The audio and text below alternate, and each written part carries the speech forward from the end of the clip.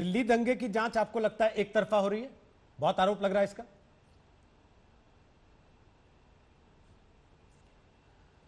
देखिए एक बात, अब क्योंकि जो चीज़ जांच हो रही हो, कुछ सब्सिडीज भी है उसमें, लेकिन इतना मैं ज़रूर कह सकता हूं आपको इशारों में कि दिल्ली के दंगों के जो दबंग हैं उन तक कानून का हाथ ज़रूर पहुंचेगा और कानून के दायरे में ऐसी सज़ा मिलेगी कि आगे इस तरह की हरकत करने में उनकी रूह भी कांप जाए।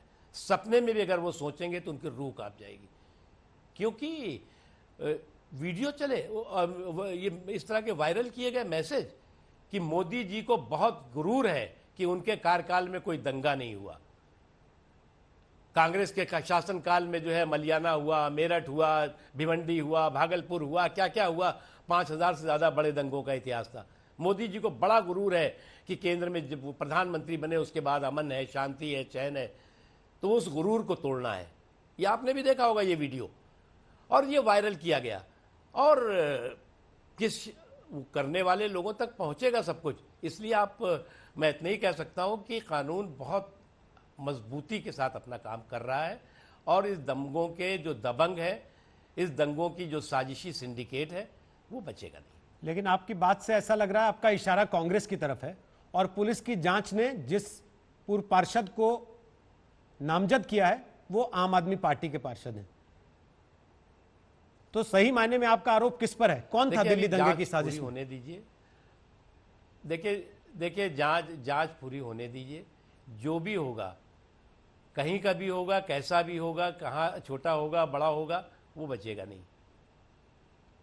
लेकिन आपके विरोधी कह रहे हैं कि आप अपनी पार्टी के लोगों को तो बचा ले जा रहे हैं। नहीं दी जा सकती उन कि पर भी आरोप लगे बेगुनाहों भड़काऊ की बयान लाशों देने के उस समय। किसी को भी इजाजत नहीं दी जा सकती, किसी को भी इजाजत नहीं दी जा सकती कि बेगुनाहों की लाशों पर अपने जश्न बनाने का जो है वो माहौल बनाए।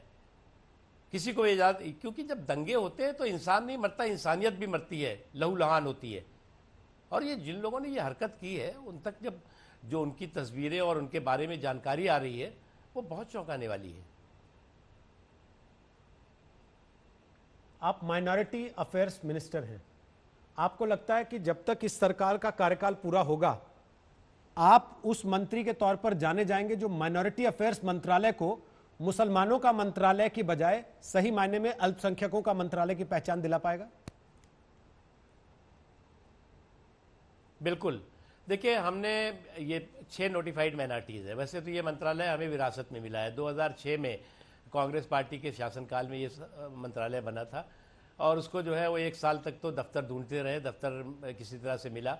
उस वक्त जो है वो उन्होंने जो है वो शुरुआती दौर में शायद 2000 करोड़ या कुछ 200 करोड़ या कुछ इस तरह का बजट करा। आज जो है वो मोदी जी के शासनकाल में 5000 करोड़ से ज़्यादा का बजट है। एक तो ये, दूसरी ये कि आज जो नोटिफाइड माइनॉरिटीज़ हैं उसमें जैन भी है, पारसी भी हैं, बौद्ध भी है, सिख भी हैं, मुस्लिम भी हैं और क्रिश्चियन भाई भी हैं।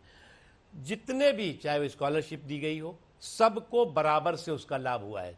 उसमें सिख भाइयों को भी हुआ है, क्रिश्चियन भाइयों, अगर हमने 4.25 करोड़ पिछले 5 सालों में स्कॉलरशिप दी है तो बराबर से जो जनसंख्या है उसके हिसाब से ज़्यादा ही उनको मिला है, जो समाज के और लोग भी है। उसके साथ ही साथ अगर आप केंद्र सरकार में नौकरियों का देखें तो केंद्र सरकार की नौकरियों में अल्पसंख्यकों की भागीदारी, उसमें ख़ास तौर से मुस्लिम है, बौद्ध है, क्रिश्चियंस हैं, उनकी भागीदारी जो है वो लगभग 4-4.5% थी, आज 10% हो गई। यानी बराबर से अल्पसंख्यक समाज को प्रगति की हिस्सेदारी भागीदारी मिली है, और वो बराबर के हिस्सेदार भागीदार बने हैं। अल्पसंख्यकों में जिस तरह के हुनर के उस्ताद होते हैं, दस्तकार होते हैं, शिल्पकार होते हैं, कारीगर होते हैं, वो बौद्ध समाज में आप देखेंगे, मुस्लिम समाज में भी आप देखेंगे, और भी जो समाज के लोग हैं हर जगह के होते हैं, पारसी समाज में हैं, हर जगह पर वो उनकी लुप्त हो गई थी वो कला। उस कला को मौका मार्केट मिल सके उसके लिए हुनर हाट का आयोजन किया गया।